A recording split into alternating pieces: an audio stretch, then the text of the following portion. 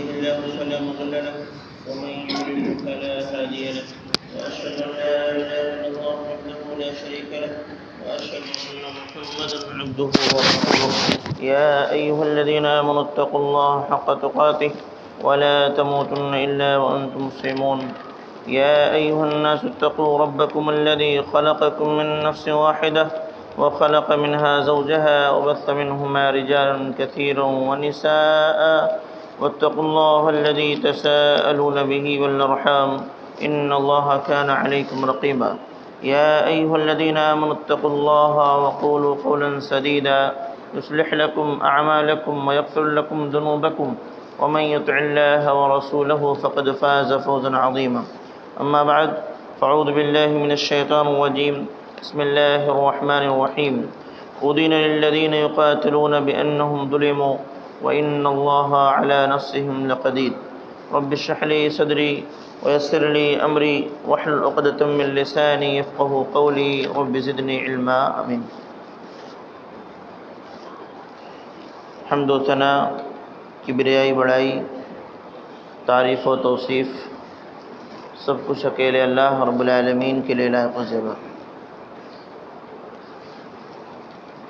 اللہ کی رحمتیں اور برکتیں نازل ہوں انبیاء کرام پر، خصوصاً آخری نبی جناب محمد رسول اللہ صلی اللہ علیہ وسلم پر، صحابہ کرام پر اور قیامت تک آنے والے مومنین پر۔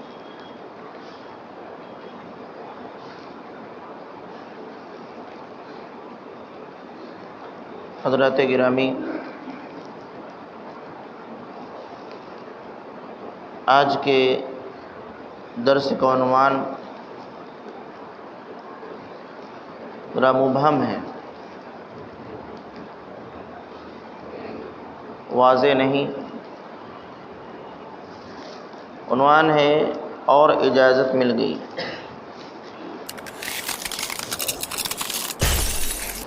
یہ اجازت کس چیز کی ملی، کن کو ملی اور کیوں ملی؟ یہ تین چیزیں انشاءاللہ العزیز آج کے درس میں رکھنے کی کوشش کی جائے گی کہ اجازت کس چیز کی ملی، کیا کرنا ہے، کن کو ملی یعنی کن کو یہ کام انجام دینا ہے اور کیوں یہ اجازت دی گئی۔ لیکن اس سے پہلے ہجرت سے قبل کے جو حالات تھے، مسلمانوں کے ساتھ جو معاملہ ہوا، جو برتاؤ ہوا، جو ظلم و ستم ہوا، اس کی طرف نگاہ اٹھا کے دیکھنا ضروری۔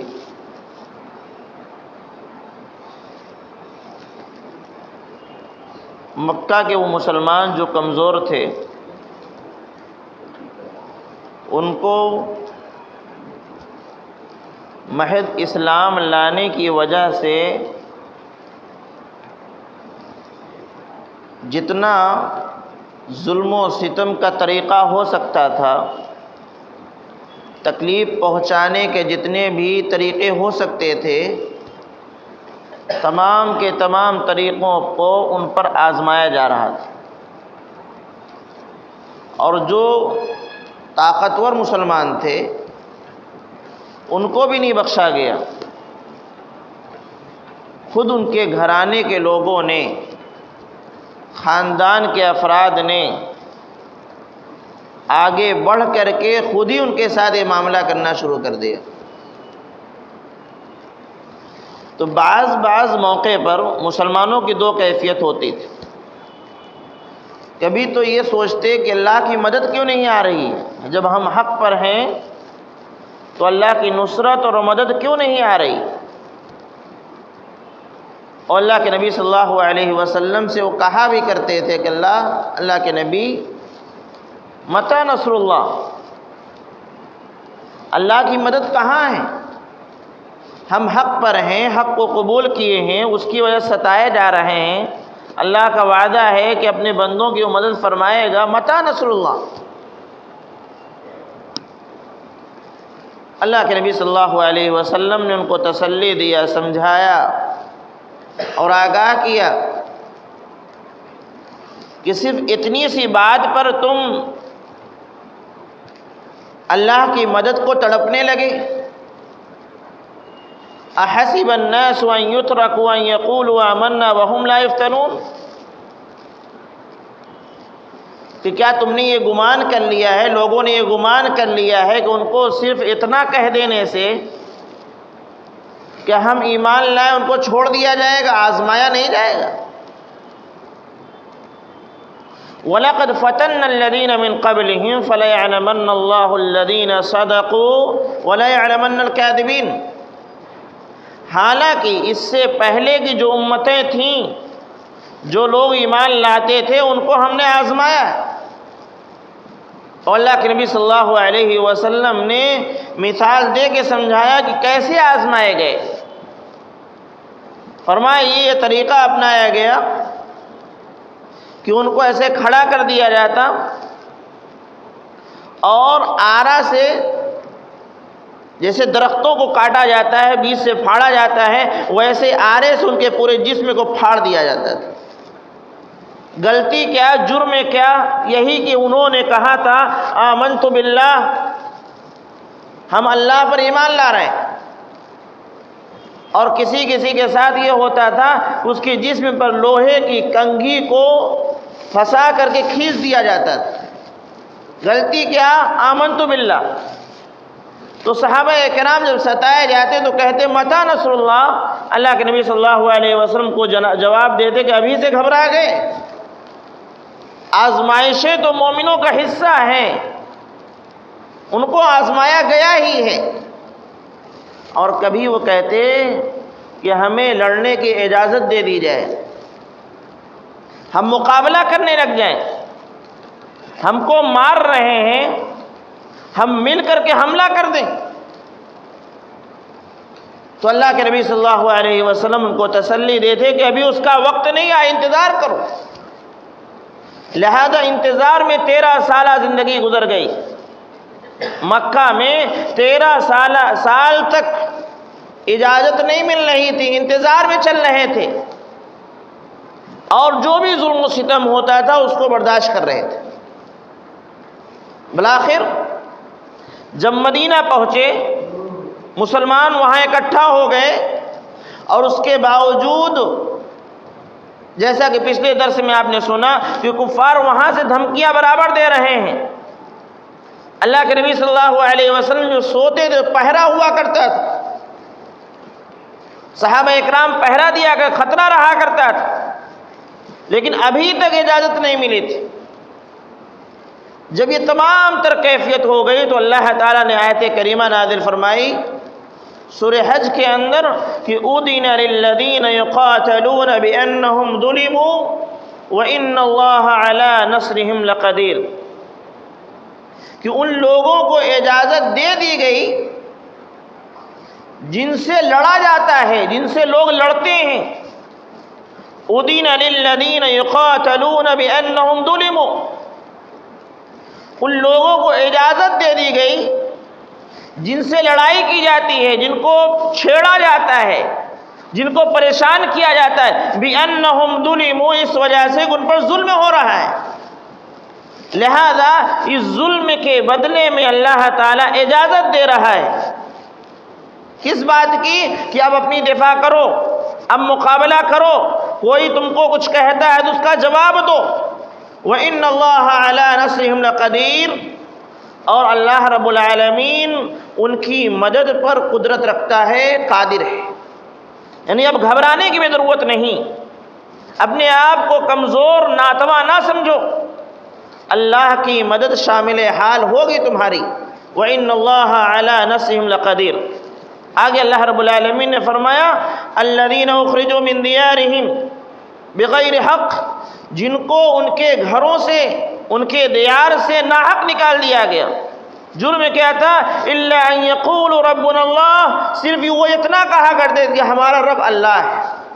اتنا کہنے کی وجہ سے ان کو نکال دیا گیا۔ اللہ فرماتا ہے وَلَوْلَا دَفْعُ اللَّهِ النَّاسَ بَعْضَهُمْ بِبَعْضٍ لَهُدِّمَتْ الصَّوَامِعُ وَبِيَعٌ وَصَلَوَاتٌ وَمَسَاجِدُ يُذْكَرُ فِيهَا اسْمُ اللَّهِ كَثِيرًا، کہ اگر اللہ تعالی لوگوں میں سے ایک بعض کا بعض سے دفاع نہ کرے، بعض کے ذریعہ سے بعض کی حفاظت نہ کرے، تو جتنے بھی عبادت گاہ ہیں روئے زمین پر، چاہے عیسائیوں کے گرجے گھر ہوں، چاہے یہودیوں کے معبد ہوں، اور چاہے مسلمانوں کے مساجد ہوں، یہ تمام کے تمام منہدم کر دی جائیں گی، ختم کر دی جائیں گی۔ وَلَيَنْصُرَنَّ اللَّهُ مَنْ يَنْصُرُهُ، اور اللہ ضرور مدد فرمائے گا ان کی جو اللہ کی مدد فرماتے ہیں۔ ان اللہ لقوی عزیز، بے شک اللہ رب العالمین قوی ہے، عزیز ہے، طاقتور ہے، غالب ہے۔ یہ دو آیت کریمہ سورہ حج کے اندر نازل ہوئی، جو سب سے پہلی آیت کریمہ تھی اس اعتبار سے کہ جس میں مسلمانوں کو اجازت ملی کہ اب تم اپنا دفاع کرو، اور اسی میں کہ یہ تمام چیزیں بتا دی گئیں کہ اجازت ان کو دی گئی جن پر ظلم کیا جا رہا تھا۔ اجازت کن کو دی گئی؟ ان کو جن پر ظلم کیا جا رہا تھا۔ کتنے دنوں سے 13 سالہ زندگی ظلم میں گزر گئی، لوگ ستا رہے ہیں، مار رہے ہیں، پیٹ رہے ہیں، جو کچھ بن رہا وہ کر رہے ہیں، یہاں تک کہ گھروں سے نکالا، وطن سے نکالا، بے در کر دیا، قتل کرنے کے نوبت ہے، قتل کر ڈالا۔ تو ایسے مظلوم کے لیے اللہ رب العالمین نے اجازت دی کہ ہاں اب تم اپنا دفاع کر سکتے ہو۔ دوسری بات یہ تھی کہ کیوں جو ہے اجازت دی جائے، اللہ رب العالمین نے آگے ذکر کر دیا کہ اللہ کا قانون ہے کہ جب کوئی جماعت، کوئی گروہ، کوئی پارٹی، کوئی طبقہ انسانوں کا ظلم و بربریت میں بلند ہوتا چلا جاتا ہے، لوگوں کو ستانا زیادہ شروع کر دیتا ہے، تو اللہ رب العالمین انسانوں ہی میں سے ایک گروہ پیدا فرماتا ہے جو ان سے مقابلہ کرتا ہے۔ کیوں؟ اس وجہ سے کہ ان کا ظلم و ستم تھم جائے، ورنہ روئے زمین پر عبادت گاہیں نہیں بچیں گی، سب ہلاک و برباد کر دی جائیں گی، جو سب منہدم کر دی جائیں گی۔ دوسرے موقع فرمایا وَلَوْلَا دَفْعُ اللَّهِ النَّاسَ بَعْضَهُم بِبَعْضٍ لَفَسَدَتِ الْأَرْضُ وَلَكِنَّ اللَّهَ ذُو فَضْلٍ عَلَى الْعَالَمِينَ، کہ اگر اللہ رب العالمین ایک جماعت کو دوسری جماعت کے ذریعہ سے نہ روکے تو پورے روئے زمین فساد سے بھر جائے گی، فتنہ ہوگا، فساد ہوگا، جھگڑے ہوں گے، لفڑے ہوں گے، لوٹ ہوگا، کسوٹ ہوگا، تمام چیزیں ہونے لگیں گی۔ پتہ یہ چلا کہ اللہ رب العالمین نے لڑنے کی اجازت کیوں دی؟ اس وجہ سے دی تاکہ روئے زمین پر فساد نہ ہونے پائے، کوئی بہت زیادہ بڑھ کر کے لوگوں پر ظلم و ستم نہ کرے۔ اگر کوئی کر رہا ہے تو انسانوں ہی میں سے کوئی اٹھ کھڑا ہوگا، کوئی جماعت کھڑی ہوگی، کوئی گروہ کھڑا ہوگا جو اس کو روکے گا۔ اور پوری تاریخ انسانیت اٹھا لیجیے، جہاں ظلم زیادہ ہوا وہیں سے اللہ رب العالمین نے کسی ناتواں کمزور جماعت کو اٹھایا، کھڑا کیا، جو آگے بڑھ کر کے اس کے ظلم ستم کو روک دیا۔ سب سے بڑی مثال دی جاتی ہے اس کے لیے فرعون کی، اس سے بڑھ کر کوئی ظالم نہیں تھا، لیکن اللہ رب العالمین کو اس کے ظلم کو جب روکنا ہوا تو موسیٰ علیہ السلام کو پیدا فرمایا، اسی کے گھر میں تربیت دلائی اور مضبوط کیا اس حیثیت سے کہ بنی اسرائیل 400 سال سے فرعون کے اور قبطیوں کے چنگل میں ظلم و ستم کی چکی میں پس رہے تھے، ان سے بیگاری کا کام کرایا جاتا تھا، کام کرو پیسہ نہیں ملنے والا، غلامی کی زندگی گزار رہے تھے۔ لیکن اللہ رب العالمین کو جب فرعون کے ظلم و ستم کو خاتمہ کرنا ہوا تو انہی کو اٹھایا جو کمزور و ناتواں تھے اور کھڑے ہوئے، اور فرعون کا ظلم و ستم وہیں تھم گیا۔ تو اگر جہاد کا لفظ آ جائے، لڑائی کا لفظ آ جائے، لڑنے کی جب بات آئے گی تو وہاں کیوں ایسا ہو رہا ہے؟ اس وجہ سے کہ اللہ رب العالمین کسی ایسی جماعت کے ظلم و ستم کو روکنا چاہتا ہے جو ظلم و ستم میں بہت آگے بڑھ چکے ہیں۔ چنانچہ کفار قریش بہت آگے بڑھ رہے تھے، اب موقع آ گیا اچھا کہ ان کے ظلم و ستم کو روک دیا جائے کہ بتاؤ مسلمان مکہ سے نکالے جا چکے ہیں، دوسری جگہ کے آباد ہوئے ہیں، وہاں سے بھی چین نہیں لینے دیا جا رہا، دھمکیاں برابر مل رہی۔ اب اللہ رب العالمین نے حکم دے دیا، حکم نہیں بلکہ اجازت دے دی کہ ہاں تم اپنا دفاع کر سکتے ہو،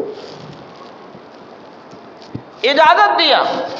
اس کا مطلب یہ ہوا کہ اجازت دینے کے بعد اگر کوئی اپنا دفاع نہ کرے تو گناہگار نہیں، اجازت ہے، چاہو تو دفاع کرو، چاہو تو نہ کرو۔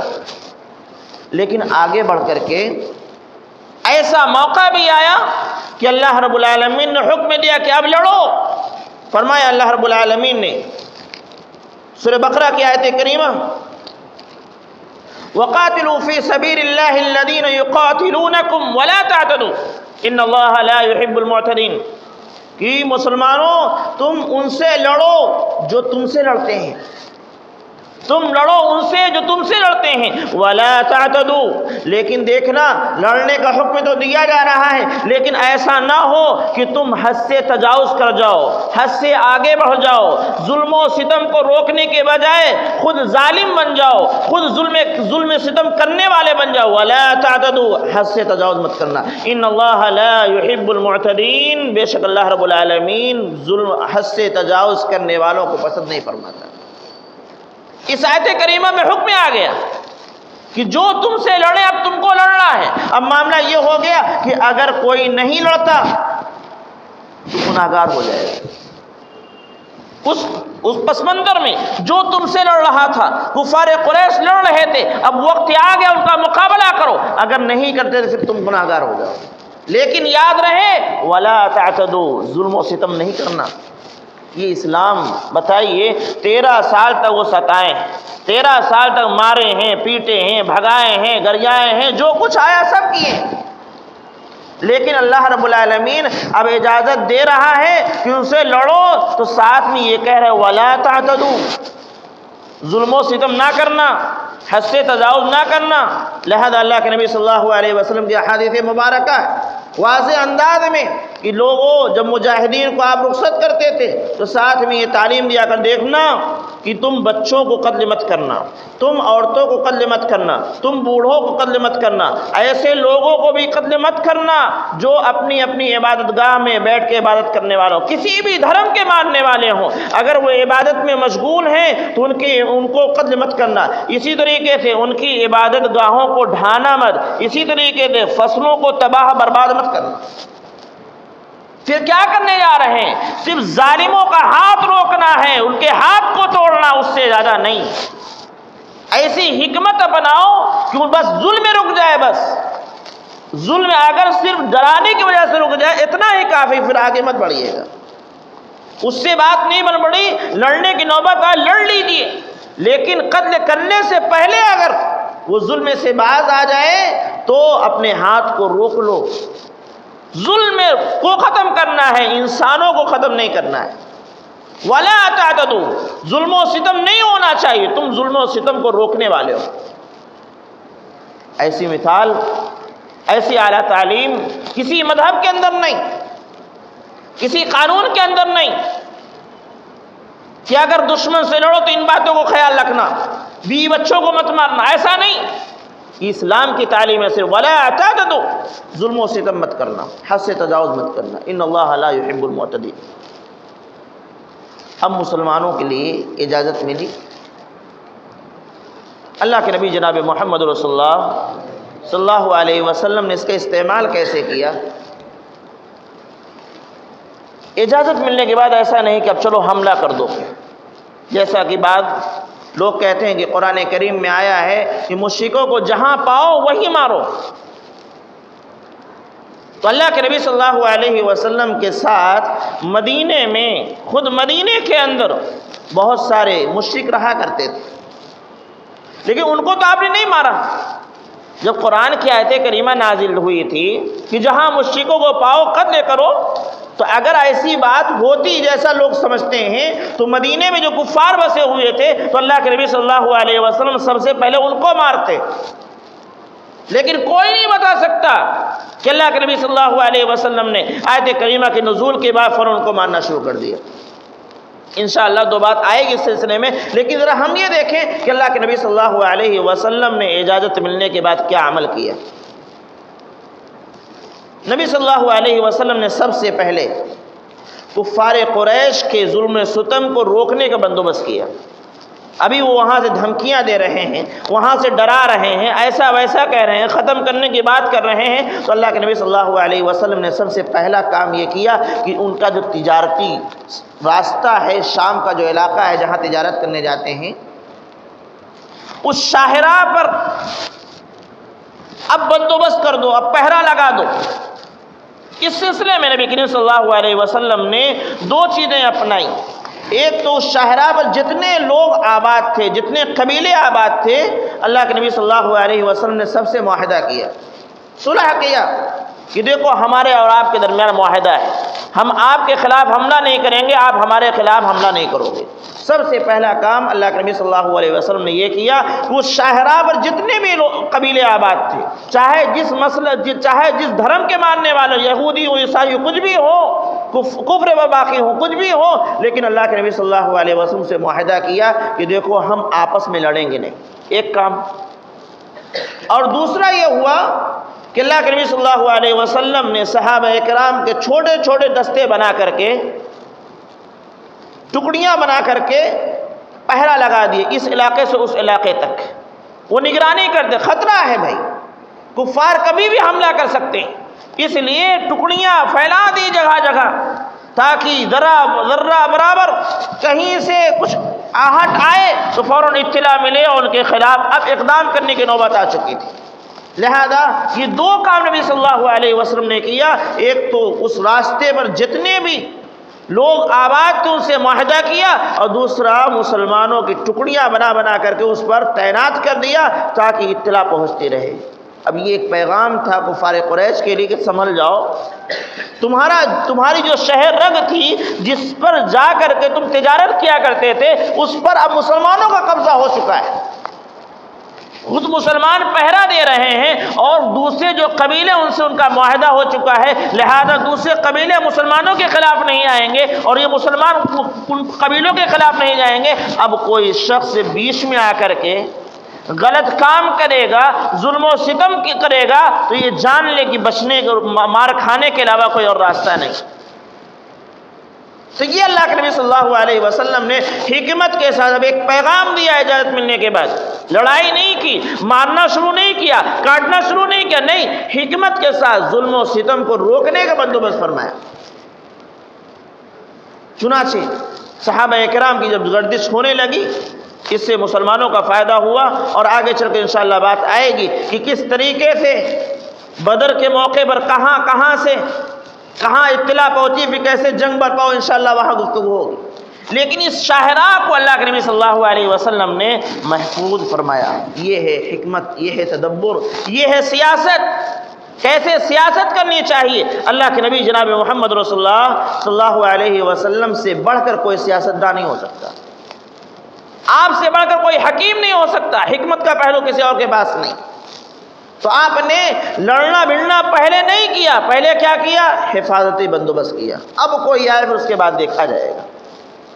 ہاں، اب ایک بات رہ گئی، وہ یہ کہ بعض لوگ یہ سمجھتے ہیں کفار مشرکین اس کو بہت ہی دھڑلے سے یہ اعتراض مسلمانوں پر اور قرآن پر، اسلام پر کرتے ہیں کہ ان کا دھرم ایسا ایسا ہے، کہ ان کا دھرم یہ کہتا ہے کہ جہاں پاؤ وہیں مارو، اور دلیل دیتے ہیں سورہ توبہ کی آیت کریم، اللہ رب العالمین نے فرمایا فَإِذَا انْسَلَخَ الْأَشْهُرُ الْحُرُمُ فَاقْتُلُوا الْمُشْرِكِينَ حَيْثُ وَجَدتُّمُوهُمْ وَخُذُوهُمْ وَاحْصُرُوهُمْ وَاقْعُدُوا لَهُمْ كُلَّ مَرْصَدٍ، کہ اللہ رب العالمین نے فرمایا کہ جب یہ معاہدے والے مہینے گزر جائیں، حرمت والے مہینے گزر جائیں، تو پھر اس کے بعد مشرکین جہاں ملے ان کو مارو، وَخُذُوهُمْ ان کو قید کرو، وَاحْصُرُوهُمْ ان کا محاصرہ کرو، اور وَخُذُوا لَهُمْ كُلَّ مَرْصَدٍ اور ہر جگہ ہاتھ لگا کے بیٹھو، کہیں سے نکلنے نہ پائے۔ فَإِن تَابُوا وَأَقَامُوا الصَّلَاةَ وَآتَوُا الزَّكَاةَ فَخَلُّوا سَبِيلَهُمْ، ہاں اگر وہ توبہ کریں، نماز پڑھیں، زکوٰۃ دیں، تو پھر ان کا راستہ چھوڑ دینا۔ کہتے ہیں دیکھو جبراً اسلام پھیلایا جا رہا ہے، یا تو اسلام قبول کر لو یا تم مارے جاؤ گے۔ اور اس کو سن کر کے بعد مسلمان بھی سمجھتا ہے کہ واقعتاً ہمارے دھرم میں ایسی بات ہے، کہ مشرکین کہیں بھی ملے ان کو مارو۔ ایک دوسری آیت کریمہ پیش کی جاتی ہے وَقَاتِلُوا الْمُشْرِكِينَ كَافَّةً، تمام مشرکوں سے لڑائی کرو۔ ایسا ہے، حالانکہ اسی کے آگے اللہ رب العالمین نے فرمایا كَمَا يُقَاتِلُونَكُمْ كَافَّةً، تمام مشرکین سے لڑائی کرو جیسا کہ وہ تم سے لڑائی کرتے ہیں۔ یعنی وہ تم سے لڑ رہے ہیں، کیوں نہ لڑے بھائی؟ یہ کون سی ظلم کی بات ہے؟ یہی تو انصاف کی بات ہے۔ وہ ہم کو مار رہے ہیں تو اپنا دفاع تو کریں گے۔ تو وہ آدھی آیت پیش کر کے یہ بدلاتے ہیں کہ دیکھو اسلام کہتے ہیں تمام مشرکوں کو مارو چاہے ان کی غلطی ہو یا نہ ہو۔ ایسا نہیں۔ سب سے پہلی چیز یہ ہے کہ جس آیت کریمہ میں یہ ہے کہ مشرکوں کو جہاں مارو وہیں جہاں پاؤ وہیں قتل کرو، تو اس سے مشرکین وہ مراد ہیں جو کفار قریش۔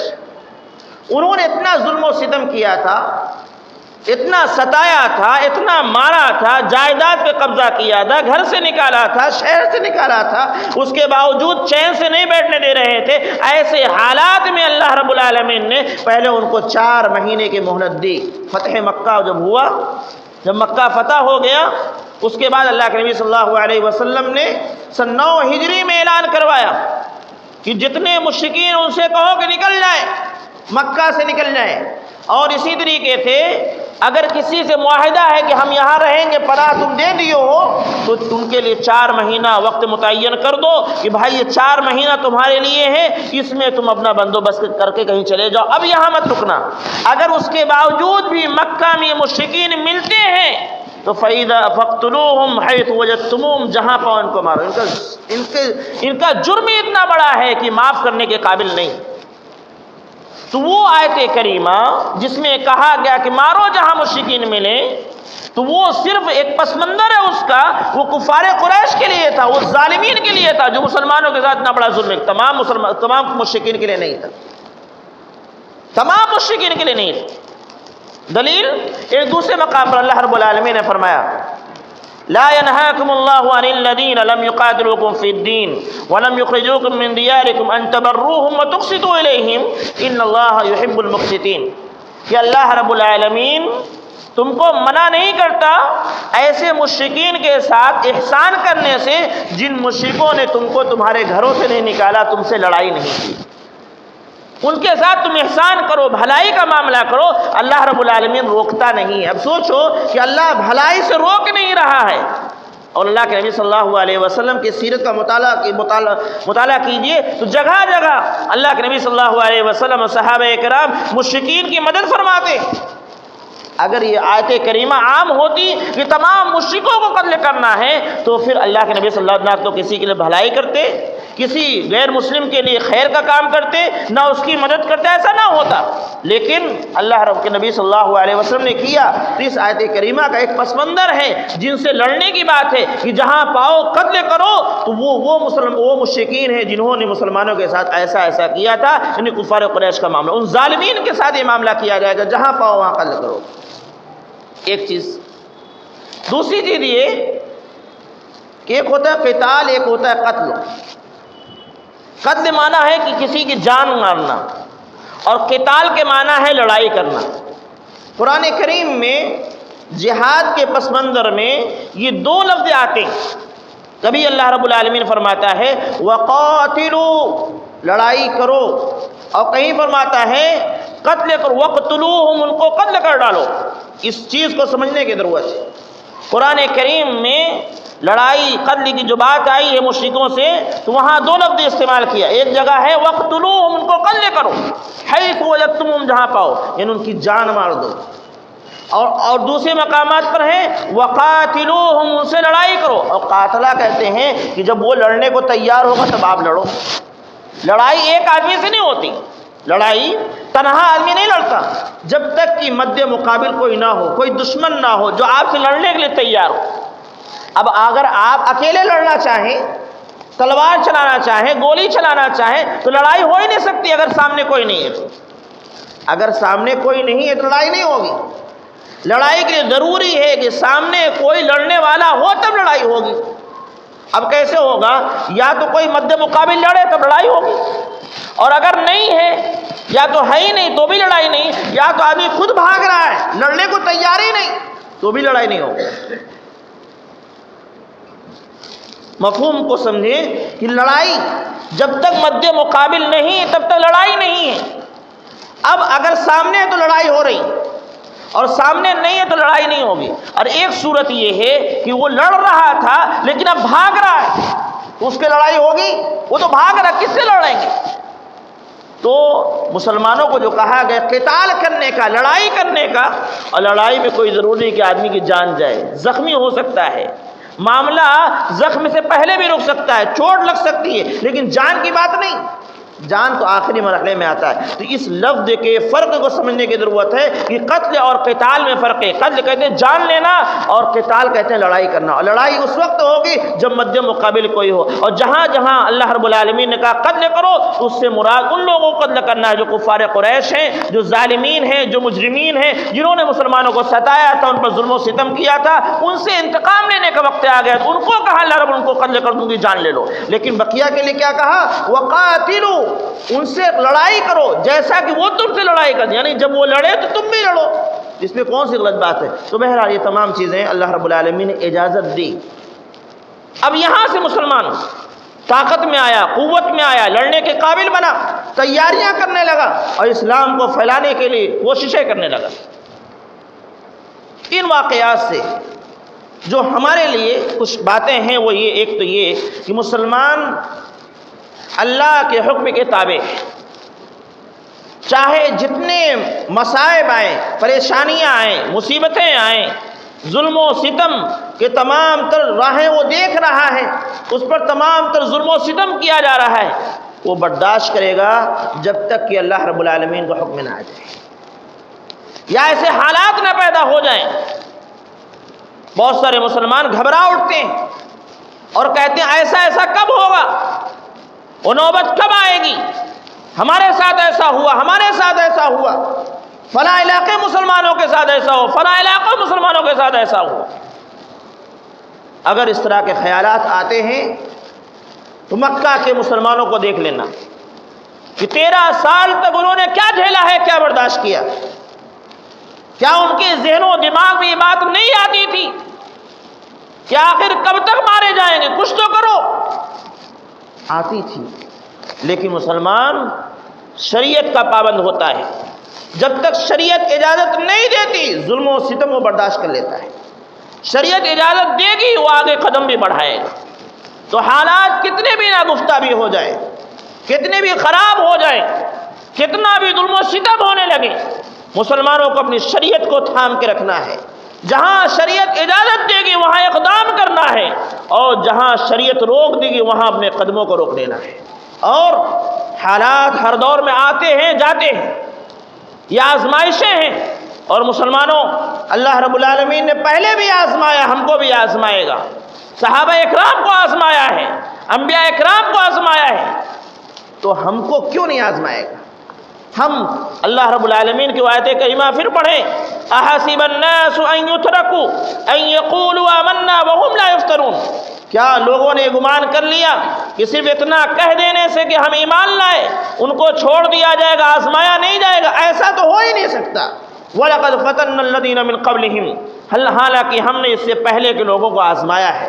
تو مسلمانوں ایسی آزمائش آ سکتی ہے, آزمائش کے وقت ہمیں اپنے شریعت کو اپنانا ہے, شریعت پر عمل کرنا ہے, شریعت کو تھامنا ہے, جہاں شریعت جیسا حکم دے ویسا کرنا ہے.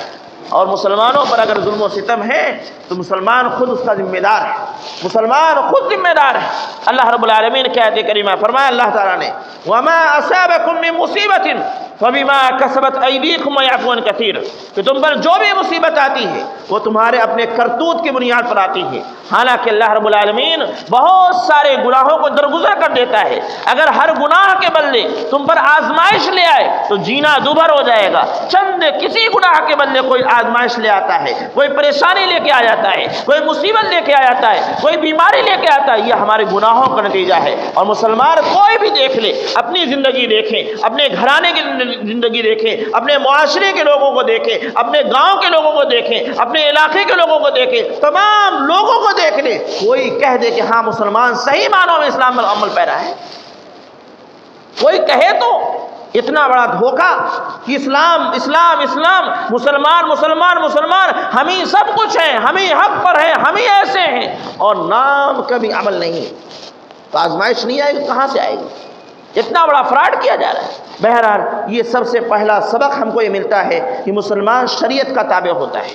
شریعت جب کہے گی تب وہ آگے بڑھے گا، جب کہے گی رک جاؤ تو رک جائے گا، جیسا کہ مسلمان رکے تھے، جتنا ظلم و ستم ہوا تمام قدر برداشت کیا، اور یاد کیجئے کہ وہ ظلم و ستم ابھی تک نہیں کیا گیا۔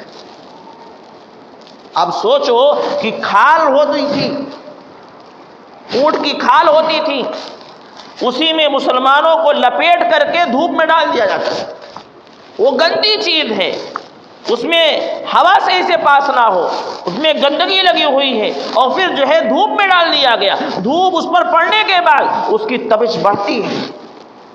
کسی طریقے سے لوہے کا لباس زرہ جس کو کہتے ہیں، اس کو پہنا کر کے دھوپ مکہ کے دھوپ میں ڈال دی جائے تاکہ وہ لوہا گرم ہو اور پورے جسم کو داغ دیا جائے۔